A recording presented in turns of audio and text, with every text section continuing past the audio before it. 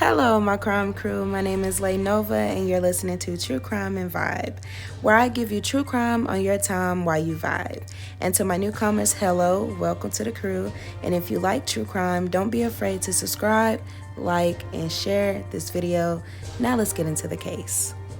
Have you ever been in love and you just thought to yourself, like, hey, like, I would really do the most for this person. Like, I would even cross oceans. I would probably even kill for this person. And that's what's going on today in today's case. A love triangle that resulted in a horrific murder. In 2008, a couple that resided in Greenville, South Carolina, in a love triangle did something so sinister. Carmen and Clarence Jenkins was a married couple in Greenville, South Carolina. Greenville, South Carolina has a population of 533,000 people with a total of 19 cities. Greenville is a big county, but small if you know people. Carmen and Clarence were a married couple. At the time of their marriage started, Carmen was 20 and Clarence was 24. Carmen was allegedly a good girl from what sources state. She loved going to church, she was an honor student, and she was also a trusted individual to most.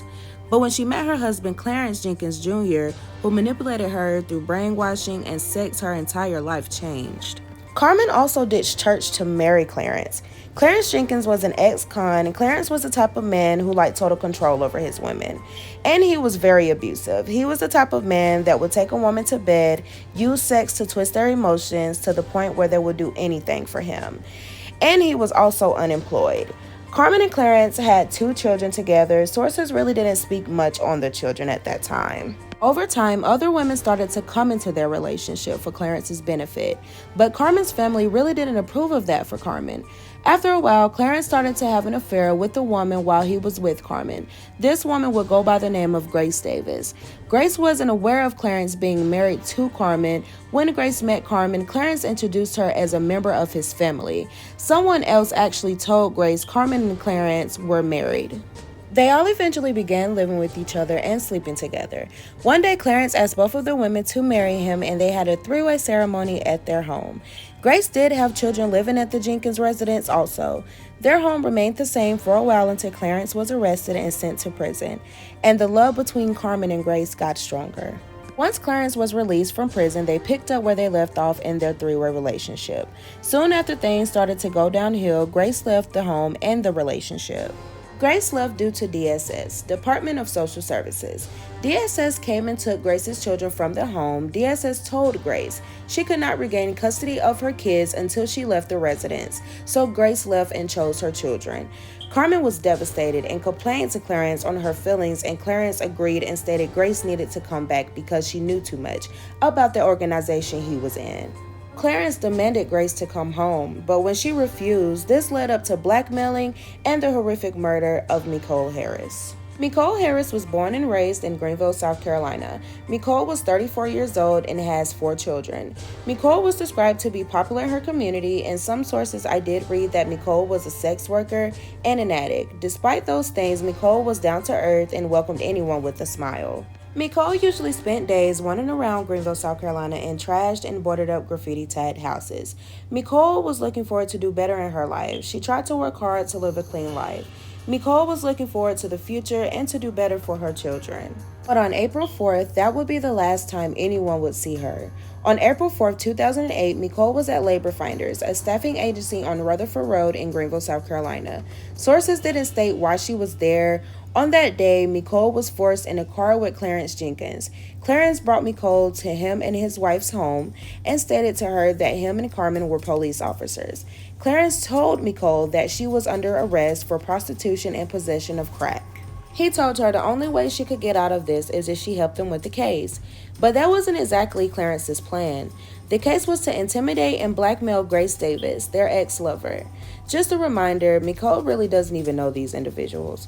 Nicole agreed to cooperate with Clarence and Carmen. They wrote a script for Nicole to read to say to the members of Grace's family. All 3 of the individuals drove to a payphone to call Sue Bostic, Grace's aunt, and Judon Burnside, Grace's mother. As they arrived to the payphone, Carmen and Nicole walked over to the phone and Carmen gave Nicole the notes. She read exactly what the note scripted and stated. Some sources were stating that these calls were made demanding money because Grace allegedly owed the couple $10,000. After the call, they went back to the couple's home and handcuffed her back to the chair for the rest of the day on Saturday. They also tried to drug Nicole by putting Tylenol PM and other sleeping pills in her ice cream, but Nicole only ate a little bit. On April 6, 2008, Nicole experienced the worst day of her life. The day Clarence decides to tell his wife, Carmen, he wanted her to kill Nicole.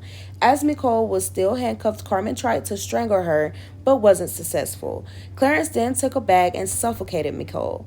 They then took her body to the bathroom and placed her in a shower, and later that day they dismembered her body. I just want to state I didn't want to go too much into the details of exactly what happened.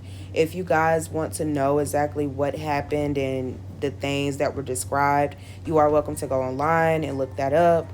But I just didn't really want to give that information in here because I do put this on different platforms, and some people it just, discretions might be advised. So I just didn't want to go too much into detail, but I did want to let you guys know exactly what happened. On April 7, 2008, a woman named Sue Bostic, yes, this is the same Sue Bostic we were speaking about previously, guys, discovered a black bag with unknown contents sitting on her front porch with a note attached to it, quoting, "Grace, this is your last warning. This is what happens when someone doesn't follow our instructions," on the windshield of her car. Bostic contacted the Greenville County Police Department.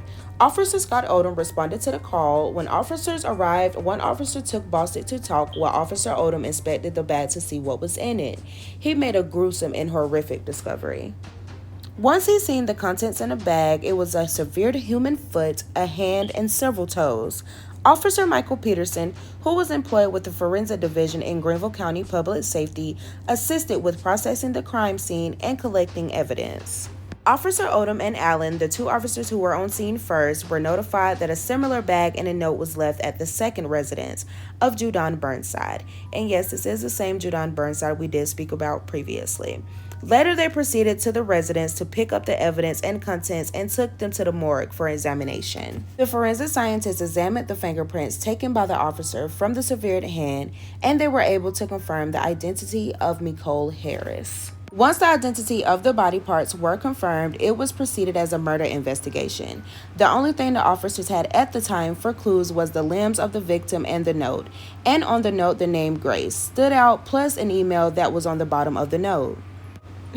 I just want to say that was the dumbest thing Carmen and Clarence could have did. Like, if you didn't want to get caught, they did a hell of a good job trying to. Like, why would you do an email at the bottom of a note? Like, it's crazy. Like, criminals try to get caught. Like, it's insane.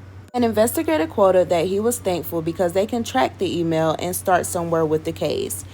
You guys, I think in 2008, at that time, they didn't really have much advanced technology as they do today. So it took them a while to actually try to figure out what happened during certain cases, and certain times things happen. According to the police, the detectives were able to track the email to a library, and the surveillance shows a man and a woman later identified as Clarence and Carmen Jenkins. Arrests were made on the day of April 10, 2008. Carmen was the first to be taken into custody, first once the police tried to come and question her at her home, and she told them that she couldn't talk due to dealing with some childcare issues. I don't even mean to laugh, but listen to this, y'all. The police never left. They watched Carmen start tossing black bags and things like that into the trash that could have been potential evidence, so they arrested her. Like, seriously, Carmen? Like, you didn't even wait 10 minutes. Not even 20. Immediately, as the officers left, you just started tossing black bags. It's crazy. Once she got to the law enforcement center, she lied about the activities of dumping the evidence after the officers saw her. They then put a warrant out for Clarence's arrest. In December of 2008, the couple was sitting in jail and both were charged with murder and dismemberment, and the duo was facing the death penalty. In September 2009, Carmen asked for a plea deal. Prosecutors state she made a deal with the solicitor's office that if she leads them to the rest of Nicole's body, they will not seek the death penalty. March 9, 2011, Carmen entered her plea deal. Prosecutors needed her testimony to help in the conviction of her husband. The solicitors believed she was being truthful and fully explained the details and the actions of her and Clarence. She testified against Clarence, and her sentence was reduced to 40 years in prison. March 27, 2012, Carmen pled guilty to murder and dismemberment of Nicole Harris. Clarence Jenkins was indicted of murder in November 18, 2008. September 13, 2011, the grand jury indicted Clarence of kidnapping. His trial took place from April 9 through April 13, 2012. After the trial, Clarence was sentenced to life in prison without parole. The whole trial is online and it is a lot more info there, but it was a lot to compile in an audio visual. But I did give most accurate information I've seen in sources. The family was able to have a funeral 5 years later and receive their closure. Nicole's mother passed away in 2010 from a massive stroke, and she wasn't able to see somewhat of the justice her daughter received. I do say somewhat because the family was not very happy in regard to, Carmen getting 40 years and them reducing her sentence, and Clarence just getting, life in prison without parole. They wanted him dead. I don't blame them. Like I can't sit right here and say I do blame the family for feeling the way they felt, because you can't. No one wants to hear anything like that happen to their family member. Carmen and Clarence killed Nicole for their own selfish reasons. Their relationship was quoted being based on intimidation, anxiety, separation, strangeness, bizarre conduct, crazy letters, notes, and behaviors. It was a love triangle gone wrong, and it didn't have to end the way it did. That was a very heartbreaking and sad case, and it really didn't have to end the way it did. But I do want to thank you guys so much for coming to listen to True Crime on your time while you vibe with Sessions with LayNova. And if you do like and you do want to share and you do want to subscribe, those buttons are there. Thank you guys, and you guys have a great night.